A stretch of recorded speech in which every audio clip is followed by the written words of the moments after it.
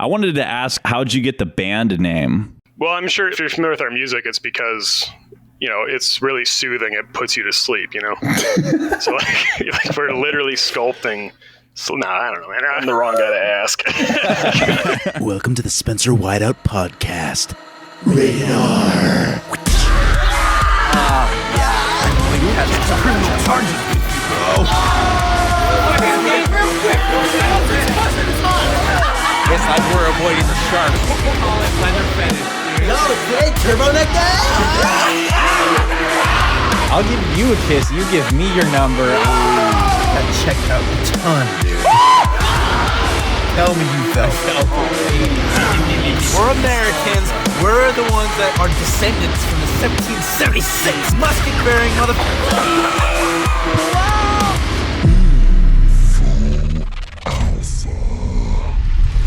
Welcome back to the Spencer Whiteout podcast. In this episode, I interview James of Sleepsculptor. In this conversation, we talk all about their formation, songwriting process, live shows, and much more. Let's dive in.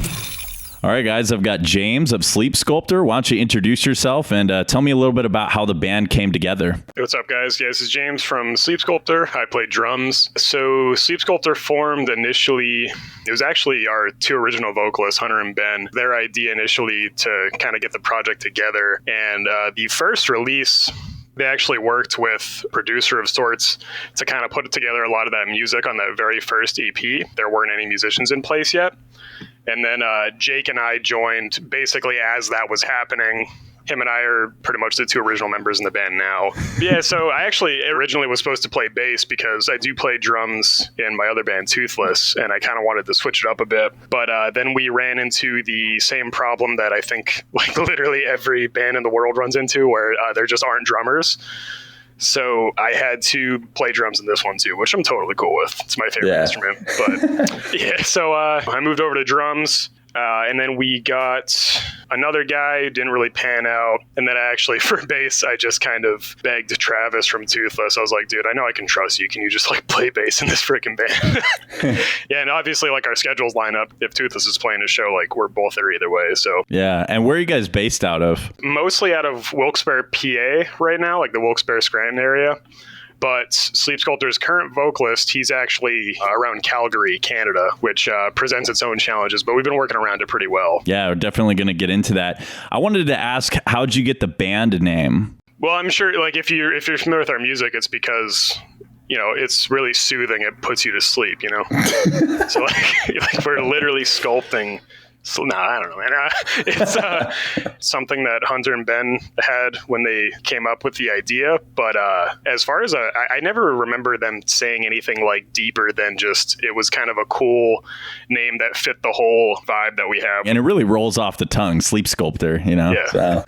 Now, tell me about your influences. And I also wanted to ask about Humanity's Last Breath and Health, because I saw that I was watching some of your interviews and shows and stuff, and I was like, he's wearing those band shirts. I got to ask him about those. Yeah, it's like two of my favorite bands. Believe it or not, they kind of do influence a little bit, especially on the newer album. We have a lot more electronic elements and some industrial stuff peeking its head in, like not too much. But Jake and I are really big fans of Health, and we kind of talked about going forward. Some of the interlude stuff might kind of go in a really like heavy industrial electronic direction for some of that stuff. Yeah, that'd be good. Hell yeah. What do you think of Ashen, the new Humanity's Last Breath album? I'm hooked on it, man. It's like all I've been listening to for the past week. Yeah, I just got the CD and I got the wall flag, so I wake up to it every morning. I see that image. I still don't know what the image is. It's some big floating orb. I don't know. Do you have any ideas? It definitely looks like what the album sounds like. Yeah, that's for sure. Whatever is going on there. But yeah, as far as like influences, like core influences for the bands, it's probably a lot of the obvious ones you'd think. Like we're all big fans of Dillinger, Ion Dissonance, Frontier. Like we're all into like old Slipknot and System of a Down and stuff like that. So sometimes you'll get those like alty new metal riffs every now and again. But for the most part, it's that old school, really mathy deathcore stuff. We're all really into that stuff. I mean, what I love about your guys' music is just that it's so unpredictable and there's a lot of different styles meshed together and you never know what's coming next. Yeah, how does the songwriting process go? I mean, it's pretty complex, and like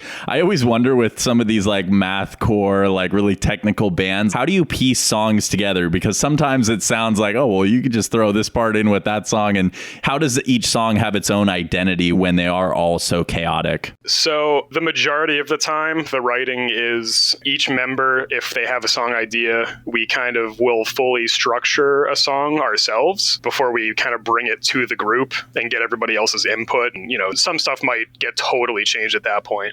But a lot of the time it is one of us kind of coming forward with a mostly complete idea and then fleshing it out from there. Something that we try to be conscious of, because I know with the mathy stuff, a lot of the time it seems like it's a lot of like the riff salad. Right. So that's something that we do kind of try to stay conscious of, is like, all right, if we have like a cool part, we have a hook of some kind, like even if the hook is insane, like build on it, do it a couple times so it's actually satisfying. How do you decide which music is for Sleepsculptor and which is for Toothless?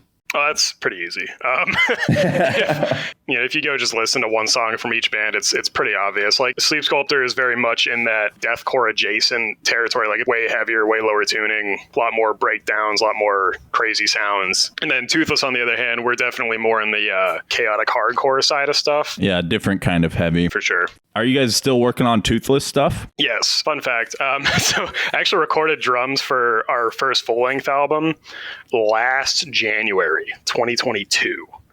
So it's been a long time kind of coming. A lot of things aren't really lining up where it's like smooth with getting it out. But as of right now, it's 98% done, I'm going to say. The only thing we have left to do is maybe add like some final layering, finishing touches kind of stuff. But there's a full length done, and we're hoping to have it out by the end of the year. Good, man. I'm sure people will be glad to hear about that. Let's talk about your best and worst shows, and if you have any funny stories as well. For the best one, for me personally, we opened for Norma Jean in Lancaster, Pennsylvania. It was one of those ones where like, it was just a one-off show where we were basically approached to like open for them. When we like went on the stage, I just remember in my head, it was like the first time where club stage, it's like 1,000-something cap venue, and it's like packed. And there's so many people there. They're like stoked that we're just walking on the stage cheering like before we even do anything.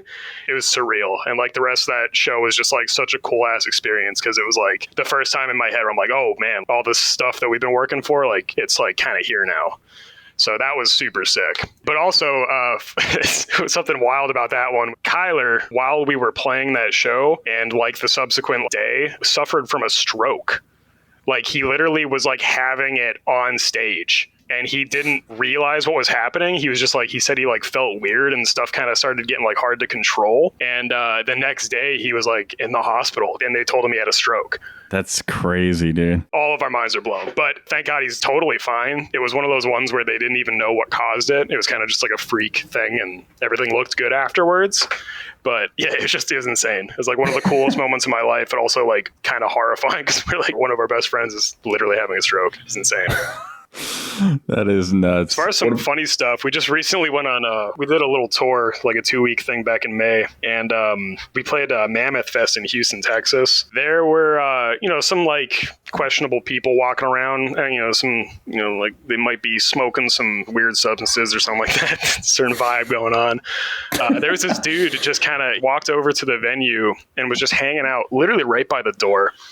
Just a sketchy looking dude. Every band that was loading in, everybody was standing out there. He's like trying to talk to them and like sell them these like little ass earbuds that he has. Not earplugs, but like headphones? Yeah, like a $15 pair, like skull candies or something. Like literally, yeah, like earbuds.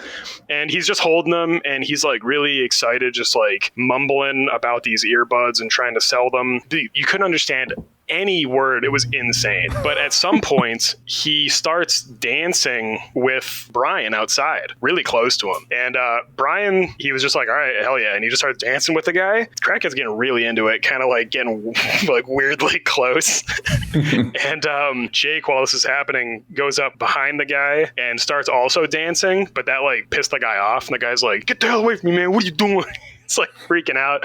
Yeah, it was just a lot of stuff like that until security eventually made him leave, because at some point he was actually blocking the door to go in.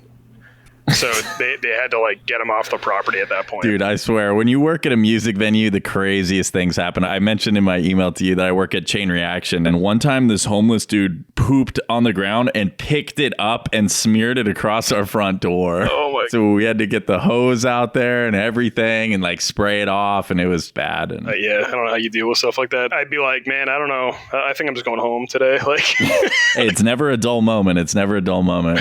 So how about playing live? How does the music translate live? And is it challenging to play certain parts or certain songs live? Oh, yeah. We kind of have like a punk attitude about stuff. We're not like a laptop band. We don't use any clicks, no triggers. It's all just like raw. It's all kind of very in the moment. And we do that intentionally because we're all obsessed with like bands like Dillinger and The Cherry and stuff. And we kind of want that live energy that those bands have to come through us as well. It sounds kind of corny to say, but like I literally like when people see us, the vibe I want is that they don't necessarily feel like totally safe. If that makes sense. Like they are safe, everything's fine, but like, you know, you sometimes see those bands and there's just that like that energy of like, oh shit, like you almost take a step back. That's kind of what we're going for. Like if we're putting 100% into it and like giving a good show, I'd much rather that. And like, you know, if you're playing like 97% perfect as opposed to playing 100% perfect, but kind of like standing around like robots. Yeah. Have you ever messed up a song like so bad that you had to start it over? Nah, man. If you're playing out for real, you don't stop. you come back in, you figure it out and you come back in, you know? Yeah, that's good. So I want to talk about the fact that you guys used to have 2 vocalists and you had a lot of lineup changes. You kind of briefly touched on that, but it seems like the band has grown and evolved a bunch over the years. And so I wanted to ask on top of that, what the biggest obstacle you've had to overcome, maybe as a band or personally, what have some of those challenges been? Yeah, the lineup thing is 100%. That has been the biggest challenge from the get-go. Like I said, Jake and I are the only original members in it right now. Actually, I kind of count Travis as an original member at this point too, because he was like our first permanent real bassist, and he's been on most of the recordings. Anytime that a band has a lineup change, you know, it's almost like you're starting from square one in a way, because it's like, all right, you got to get up to speed, and hopefully he's a good fit, and like finding somebody who fits, especially for this niche of music, because you need somebody who's like can like rip, and like they have the live presence, they have the right attitude, like they're not into any drug problems or ego problems, like shit like that. Like it's really hard to find the right piece to kind of fit in there. So when somebody doesn't work out, it ends up usually being a big deal where it sets us way back. Yeah, and then you have to rebuild trust with the fans and hope that they like the new direction as well. Yeah, and so that was obviously super apparent with the vocalist change, because I mean, changing like, you know, our guitarist or whatever, that's one thing, but a vocalist is like, for most people, that's the first thing they're latching onto with any band is vocals. Like we knew that like going forward, that changing vocalists, it's huge. It's people are either going to love it, they're going to hate it, but there isn't anything we can do about it. You know, it wasn't our decision to have the vocalist leave the band, so we got to do what we got to do to keep on rolling. So why did you decide to keep on going? I mean, this band must have meant a lot to you then. Oh, 100%, man. Any project that I get involved with, my intention is to take it somewhere. I don't let shit like this get in the way. For me to quit a band, man, stuff has to be going like really wrong. I know the guys in it right now, like Jake and I want this more than anything. Travis, he's on the same page with us now too. And then now we have Flo, and like he's already a professional vocalist and he's super into what we're doing too. Yeah, we're all on the same mindset now where we kind of just want to take this thing as far as it'll go. So yeah, we definitely didn't want to stop. I mean, Jake and I, like this is as much our baby as it was, you know, the old Vocalist. So like, and like we love the music we're making. We don't want to stop. Not throwing shade at anybody, obviously, but I think what we have now is like the best form of it so far. I'm like very, very satisfied with what we have going on. Definitely very stoked to see what we can do now rolling forward too. Yeah. So let's talk about Flo joining the band. And I got to say, this was an interesting move. And it reminded me of what happened with Invent Animates, where they had someone from another country come into the band. And that brings all kinds of logistical problems. But it seems like Invent Animates making it work so far. And now you guys are trying it as well. Yeah. So initially when the old vocalist decided to step down, we didn't have anybody in mind that is actually kind of local to us. So we decided we would just put some feelers out there. And we did an online edition of sorts. So anybody that wanted to, we sent them an instrumental of an older song, and then an instrumental of, at the time, was an unreleased song. So whoever wanted to try it, told them just, you know, record the old one like how it is, and then the new one right to it, do your thing, show us kind of what you can do. And we had some cool stuff come through for sure. But then I remember we opened flows, man, like 30 seconds in, I'm like, he gets it. Like, he pulled out all the tricks, man. Like, and I love when vocalists are just, they keep you guessing, you know? They have like so many different styles they can nail, and they're always trying to fit more stuff into the music in like a cool, like frenetic way. And yeah, he just stuck out immediately. So we had a call with him. That's when we found out he said he lives by Calgary. Man, it's like 30 some odd hours away or something. But he said hey, I'm already a professional vocalist. He said he's been with like other touring acts. He's like a vocal coach. So he said he's cool with just flying out when he needs to do like rehearsals and tours and stuff. And so far it's been working out great. Yeah, that's amazing. So how'd you guys get hooked up with Silent Pendulum Records, and what have they helped you achieve that you wouldn't have been able to do on your own? Yeah, so Silent Pendulum, Michael helped us out. Michael Cadner is like the Silent Pendulum guy. He helped us out with our first vinyl pressing, and that did really well. Like, we did 100 copies of that, and they basically disappeared overnight. Pretty much just said, going forward, like, he was down to just keep working with us. And so yeah, for this album, the Silent Pendulum crew was very involved. They helped us with getting this one pressed, getting all the merch together. They helped us set up that run that we just did in May. Yeah, it's been really cool crew of people. Just kind of generally have had our backs, which is rad. Yeah, that's great. So let's talk about the new album, Divine Recalibration. What are the strengths of this album, and how have you guys grown as songwriters? I think it's a massive step up in like the actual songwriting. I think we still have what made us, the wee woo riffs and, and like the that more deathcore vibe and all that stuff. But this one definitely wanted to experiment way more, really kind of amp up the energy level and like the technicality of it all. Yeah, there's way more of that. It's way busier, way faster, but I think the songs are just better too. We spent a lot more time on it, kind of getting it exactly how we wanted.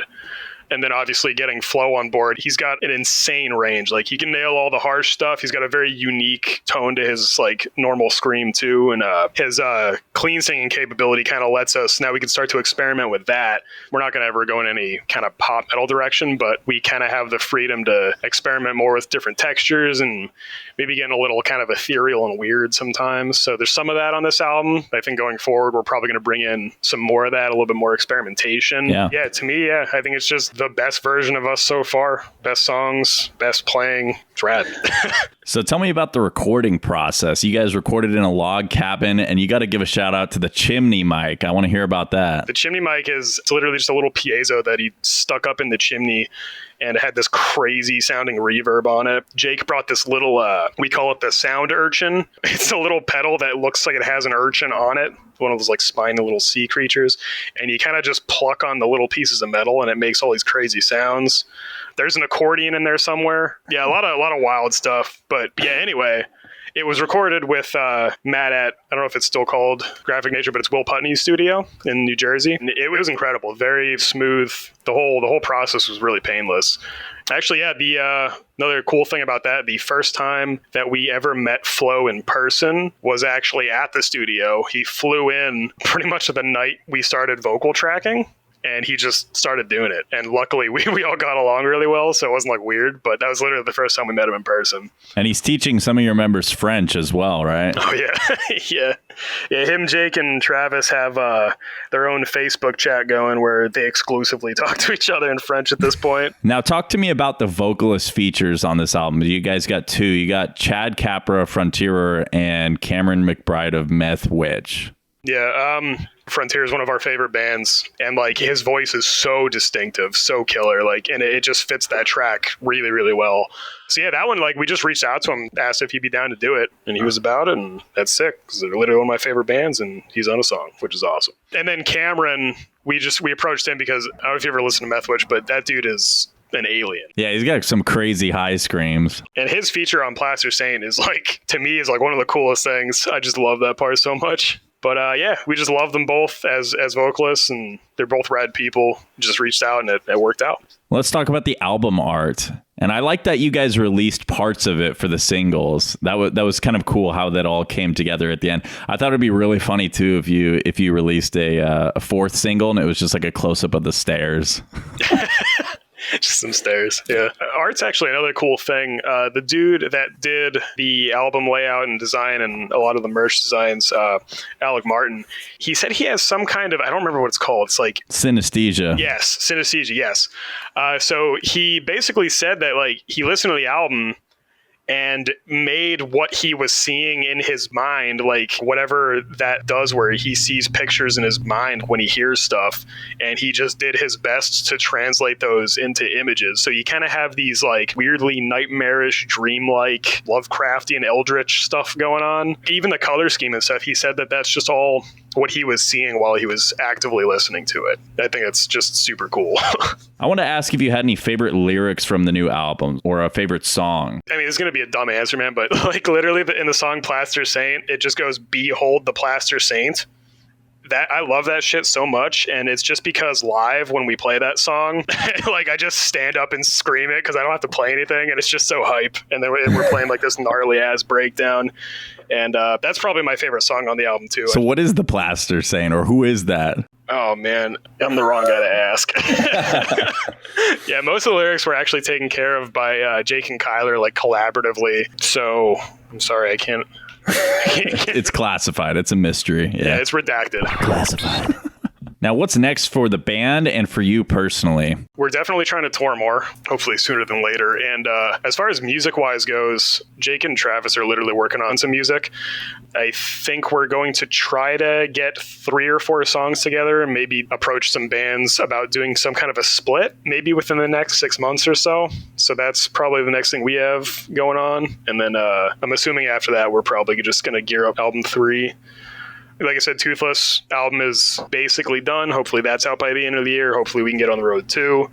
I know we're like itching to get on the road really bad. You got to come to the West Coast, man. We want to real bad for sure. It's just typically a logistical nightmare, but as soon as we can make it happen, we're gonna. Yeah, that's about it. Thank you so much for tuning in. I want to welcome all the new listeners to the podcast and let you know that there's lots more band interviews coming soon, as well as my regular scheduled programmed comedy-centered episodes. If you want to check out one of those comedy shows, I'd recommend episode 22. If you enjoyed this, I'd appreciate a rating/review. 5 stars is a power play. Be sure to subscribe and follow me on Instagram at Spencer Whiteout to stay up to date. As always, stay tuned, stay hyped. That's a wrap. And that's it.